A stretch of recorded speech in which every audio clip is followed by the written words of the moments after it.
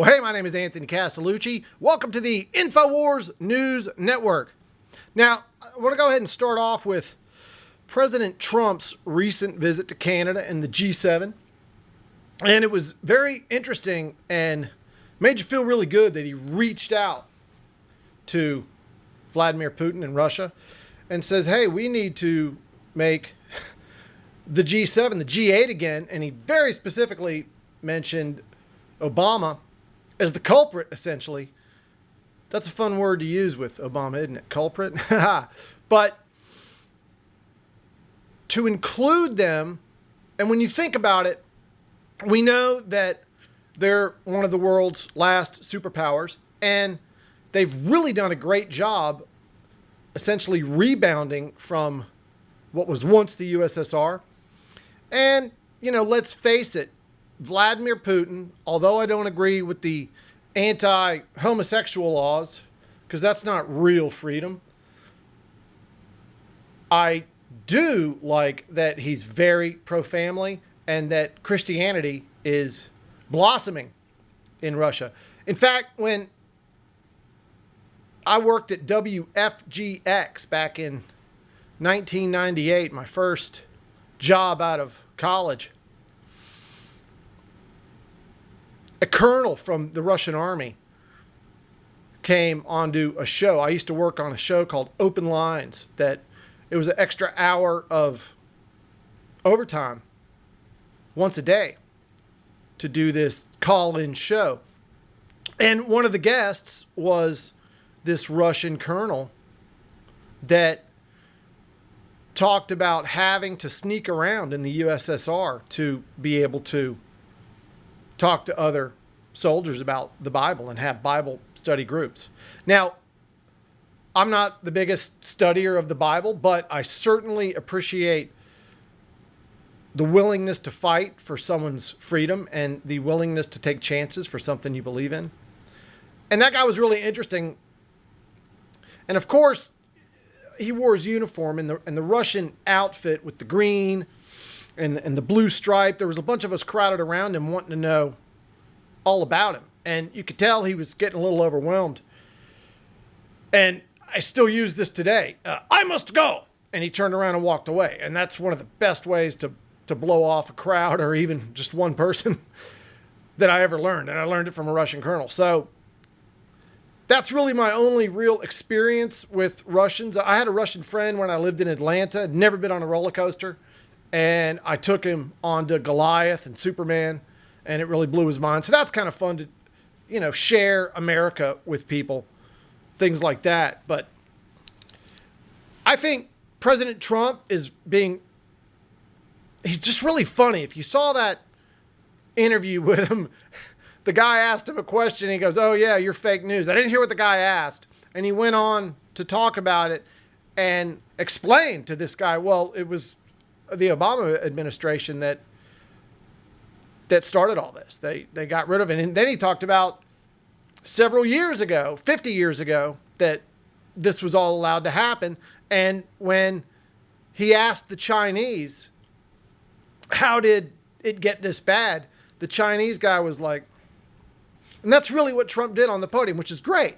So a guy that understands gestures and non-physical communication, it's really fun to watch him toy with these reporters that seem to only grasp the materialist, reductionist view of life, where I would put Trump in the category of a spiritual optimist for sure. And with great intellect to understand my mom always told me, is the kitchen sink realities of life. Italian name, German mom.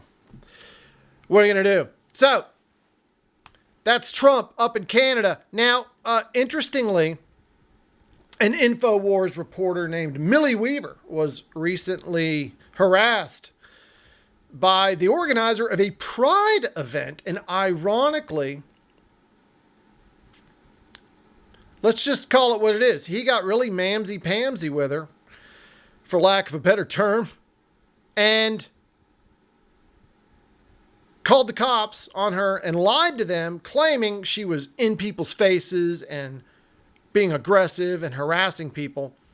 And the cop, just cooler than a ice sheet on December morning, just spoke with her. Big, tough looking dude, looked like a superhero. I mean, this is the kind of guy you want defending your safety and out there being a cop. I don't think there's enough cops like this guy. I've heard complaints. Oh, the cops are getting all big. Well, chances are, if you do take a bullet and you have a lot of muscle mass, you have a lot better chance of surviving. So I think that's a really great idea that the cops are bulking up, knowing we have criminals like MS-13 out there. So the cop interviewed her right on camera, didn't even say shut the camera off or nothing, let her be. So it's just really weird to me that a homosexual would be so overwhelmed by mainstream media that the First Amendment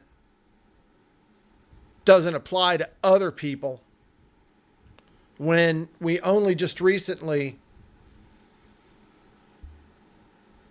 have, I kind of want to say, America's gotten over homosexuality. I'm not exactly sure if that's a fair thing to say, but I do notice that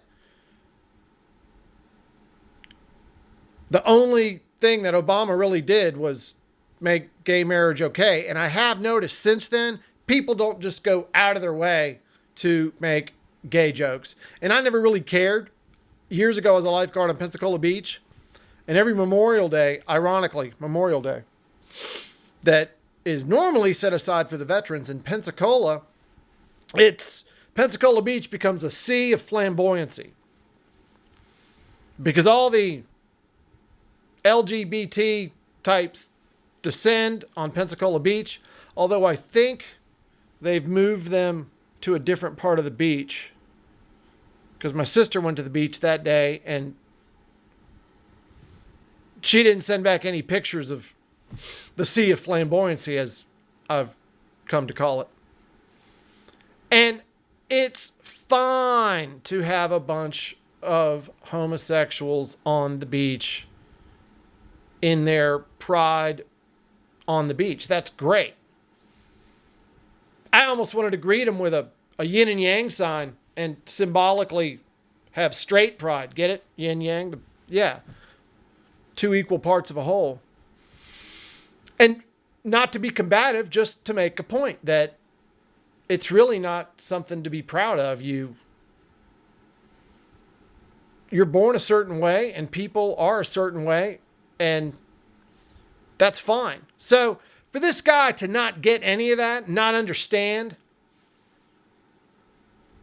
about the people in Pensacola that welcome the homosexual community, and a lot of it is for money. I mean, the Pensacola itself,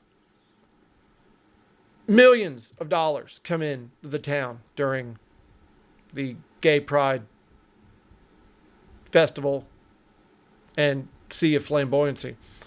But I don't want to digress too far into that. Now, also happening in the world is the Bilderberg 2018 in Torino, Italy.